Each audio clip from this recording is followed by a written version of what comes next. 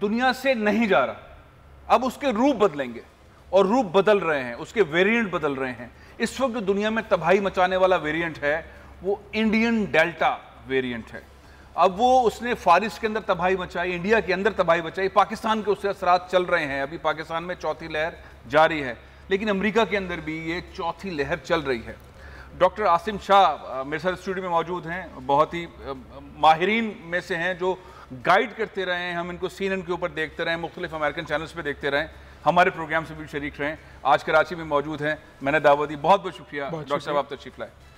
हम बच नहीं रहे कोविड से, एक नई नई शक्ल के अंदर दुनिया में कोविड रहेगा और ये इसका दौरानिया कितना लंबा हो सकता है? आपने उससे बात की कि हम कोविड से बच नहीं रहे और ये रहेगा। पहले तो ये कि क्यों रहेगा, उसमें हम भी अपने आप को ब्लेम कर सकते हैं। क्यों हम अपने आप को ब्लेम कर सकते हैं?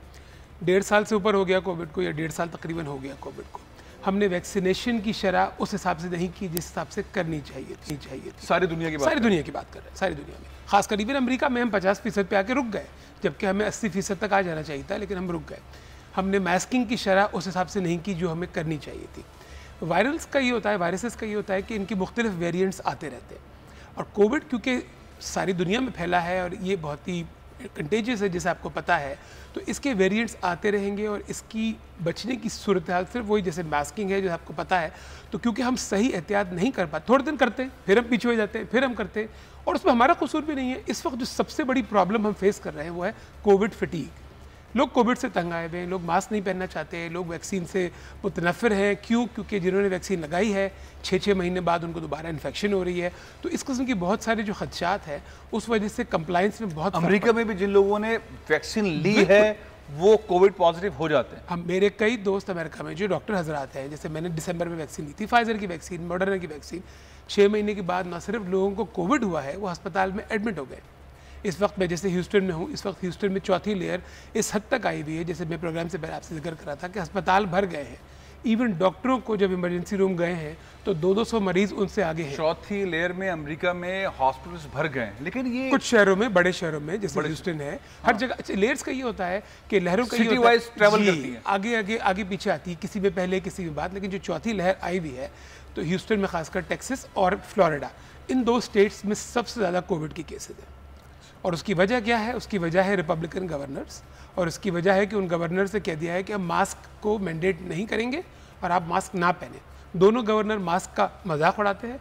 टेक्सास का गवर्नर रिपब्लिकन, उसको खुद कोविड हो गया, और जबकि उसने दोनों वैक्सीन लगाई हुई है। वहाँ सियासत चल रही है, वहाँ सियासत चल रही है अभी तक। मास्क पहनने ना पहनने जी, आप समझते हैं पाकिस्तान में चल रही है, वहाँ पे भी बहुत सियासत। डोनाल्ड ट्रंप के चाहने वाले अब तक मौजूद हैं, बिल्कुल मौजूद है, मास्क नहीं पहनेंगे, डटे हुए, वो मास्क नहीं पहने उन्होंने। अच्छा, तो फिर दुनिया से तो कभी जाएगा नहीं। तो यही मसला है ना कि जब तक 80%, 90% लोग वैक्सीन नहीं लगाते, मास्क नहीं पहनते, ये जा नहीं सकता। लेकिन हम आके अटक गए वही 50-55% पे। अब उससे आगे हम कैसे जाएं?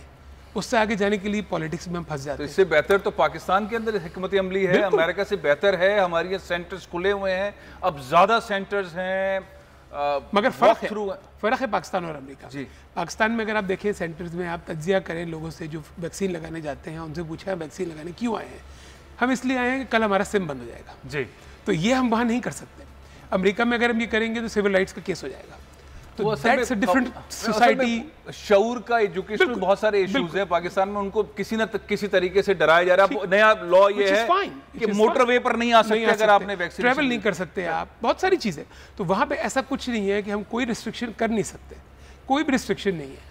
जैसे आप यहाँ पे कहते हैं मेरा जिससे मेरी मर्जी, वहाँ पे वो कहते हैं मेरा मास्क मेरी मर्जी, मेरा मास्क मेरी मर्जी। हमारे यहाँ तो पंजाब में पेट्रोल भी नहीं ले सकते अगर आपने वैक्सीनेशन। तो आहिस्ता आहिस्ता चीज़ों को सख्त किया जा रहा है, लेकिन जो कुछ भी है पाकिस्तान मेरे ख्याल है इस मामले में बहुत अच्छा है। हमारी यहाँ भी सियासत है। हमारी यहाँ मुराद अली शाह साहब वजीर आजम पाकिस्तान से 6000 किलोमीटर आगे हैं। वो पता नहीं जदीद किस्म के जो SOPs के फार्मूले लेकर आते हैं। स्कूल सारी दुनिया के अंदर खुले हुए, एक बहुत ही अजीब सूरत हाल है। सिंध के अंदर स्कूल्स बंद हैं। मेरे हिसाब से अच्छी बात है स्कूल बंद है। अच्छा, मुझसे अगर आप पूछे, क्योंकि ये जो चौथी लहर है इसमें बच्चे सब, जब कोविड आया था तो आपको याद होगा कि हम कहते थे कोविड जो है ये बुजुर्ग की बीमारी है। बल्कि मैं आपके प्रोग्राम में आया था पिछले साल, में बात भी हुई थी कि कोविड 75-85 ईयर्स ओल्ड के लोगों को लगता है। अब जो कोविड है वो यंग लोगों की बीमारी है। जो चौथी लेयर है, ये लहर है, इसमें कोविड यंग लोगों को हो रहा है, 18, 20, 25 उम्र के लोगों को या बच्चों को। चिल्ड्रन हॉस्पिटल टेक्सास में है, जैसे टेक्सास चिल्ड्रन, दुनिया का सबसे बड़ा चिल्ड्रन हॉस्पिटल, बिस्तर नहीं है, बेड्स नहीं है, क्योंकि बच्चे इतने इन्फेक्ट हो रहे हैं। तो अब जो है तो आपके ख्याल में पूरे पाकिस्तान में स्कूल बंद हो जाने चाहिए? जहाँ देखिए इसमें बेहतरीन तरीका यही है जिससे हमारी हुकूमत कर रही है, जहाँ केसेस ज़्यादा हैं वहाँ आप हाइब्रिड मॉडल करें या वो करें, जब केसेस कम हो जाएं तो बेहतर करें। जैसे आपने अभी पिछले महीने किया था कि आपने 10 दिन के लिए लॉकडाउन किया था, उससे सूरत हाल आपकी बहुत बेहतर हुई। अगर आप केसेस देखें कराची के ही सिर्फ, कि उस वक्त एक दिन में 3000 के करीब लोग पॉजिटिव थे। अब जब से आपने बंद किया है तो 1200, 1300, 1400 केसेस है।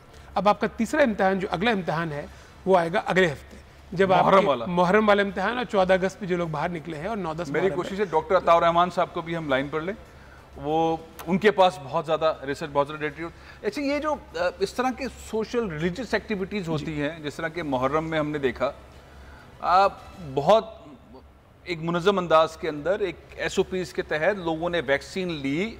मैंने बहुत सारे सेंटर ऐसे देखे जहाँ पे आज़ादारी भी थी, वैक्सीन लिए जा रहे थे और लोगों ने बहुत सारा प्रोसेस गुजारा। अब एक तो इससे एक मैसेज ये मिल रहा है कि अब दुनिया में जो भी आपकी एक्टिविटी होगी, आपको वैक्सीन लेने के बाद आप उसमें पार्टिसिपेट करेंगे। अभी आपने हवाला दिया कि एक हफ्ते के बाद हमें इसका रिएक्शन नज़र आएगा। इसका रिएक्शन जो हमें नज़र आएगा वो आपके ख्याल में किस सतह का हो सकता है?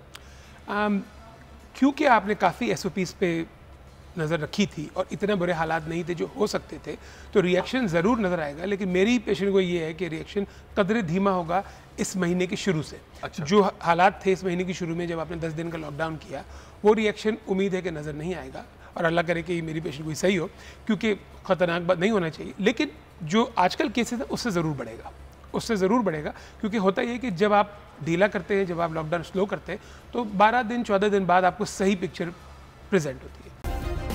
सब्सक्राइब करें और बेल दबाएं ताकि कोई खबर रह न जाए।